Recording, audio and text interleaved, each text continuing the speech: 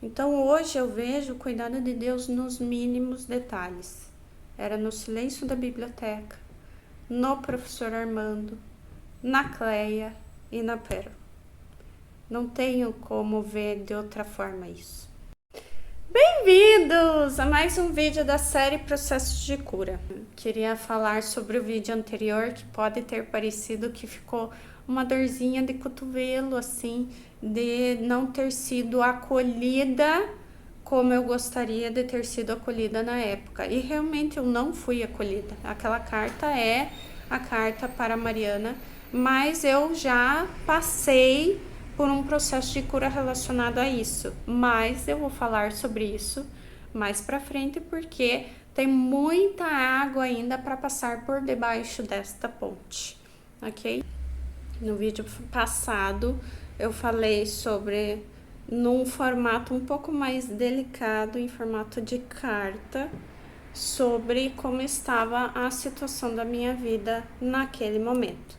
Problemas de relacionamento, problemas dentro de casa, problemas no trabalho. Mas Deus, em sua infinita misericórdia, Ele escreve a nossa vida. E Ele não queria mais que eu estivesse sofrendo. A mudança do Xerox para a biblioteca foi com propósito.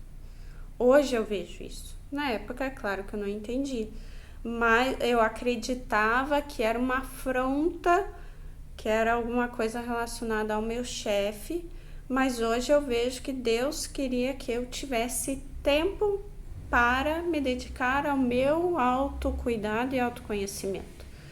Então, no Xerox, eu me distraía muito com professores e alunos, enfim, atendendo a todos, bastante movimento, e acabava esquecendo da vida.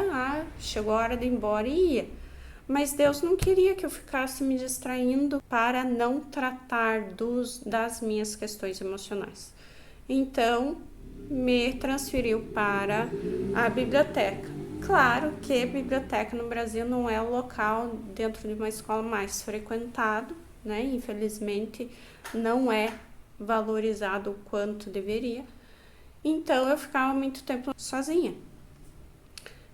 Mas bem nesse período, o professor Armando foi realocado, ele foi readaptado para a biblioteca. Ele passou por uma cirurgia do coração e não podia mais se estressar e tinha que ficar lá. Então eu comecei a sentir confiança e fui me abrindo com ele. Fui contando o que eu estava sentindo e acabava chorando as pitangas e chorava bastante. A minha colega de trabalho, a Cleia, ela trabalhava comigo no Xerox e eu fui pedir para a direção para que ela viesse trabalhar comigo na biblioteca. Meu pedido foi aceito, então eu tinha essa confiança nela também, a gente se conhecia há muito tempo. E eu acabei tendo essas duas pessoas muito importantes nesse processo de cura, que eu tinha confiança em contar o que estava acontecendo e contar o que eu estava sentindo, além de fazer a terapia. Nesse momento, o meu relacionamento já tinha afindado, eu precisava olhar para dentro e estar em relacionamento eu não ia conseguir. Eu precisava olhar para mim, precisava ter mais atenção comigo mesmo. Então eu pedi um tempo, né? Foi decisão minha para me cuidar. Mas daí o que aconteceu?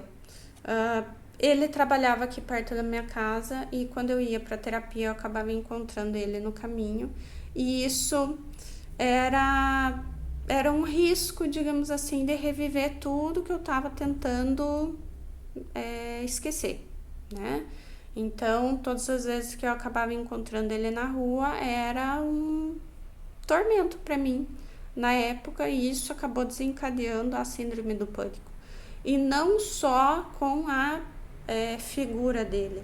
Isso se desencadeou, isso se refletiu também nas muitas amizades que nós tínhamos em comum. Então as pessoas até me chamavam para sair, para, enfim, para fazer alguma coisa, mas eu não aceitava, eu recusava porque eu imaginava que ele estaria lá. E além de que aquelas pessoas tinham feito parte da nossa vida em relacionamento e tinham presença, digamos que ativa em algumas situações que eu tinha vivido. Então, eu me isolei. E foi aí que a síndrome veio com tudo. Mas, pela graça de Deus, Deus misericordioso como sempre, colocou a Pérola na minha vida. Minha labradora, a Pérola Negra, chegou bem nessa fase e ela era uma labradora estilo Marley do filme. Não digo que ela era 220, ela era 440. Então ela era muito enérgica, ela tinha muita energia para gastar e eu precisava fazer ela gastar energia. E foi aí que eu comecei a sair de casa de novo. Então eu saía para levar ela no veterinário, eu saía aqui na região, andava com ela bastante. Ela fez um trabalho dopaminérgico para mim. Então a minha sensação de bem-estar foi cada vez melhorando e eu fui me exercitando pelas caminhadas, exercendo o meu amor por ela e ela exercia um amor enorme por mim, porque ela dependia muito de mim. Ela sempre estava me abraçando, sendo muito carinhosa comigo e eu acabava dando o amor que eu tinha para ela. Então ela foi assim a melhor coisa que aconteceu na minha vida na época, assim, foi acho que a cereja do bolo, assim, de tudo o que Deus proporcionou para mim naquela época. Então hoje eu vejo o cuidado de Deus nos mínimos detalhes. Era no silêncio da biblioteca, no professor Armando, na Cleia e na Pérola. Não tenho como ver de outra forma isso. Então eu sou muito grata a Deus por ter percebido tudo isso, por estar hoje com essa visão dessa época, coisa que é claro que na situação em que eu me encontrava não tinha a mínima noção de tudo isso, né? Só hoje com um olhar mais atento, com o tempo que eu precisei para fazer o roteiro desse vídeo, que eu fui analisando friamente todas as coisas que Deus foi fazendo na minha vida. Em breve conto mais. Até o próximo vídeo.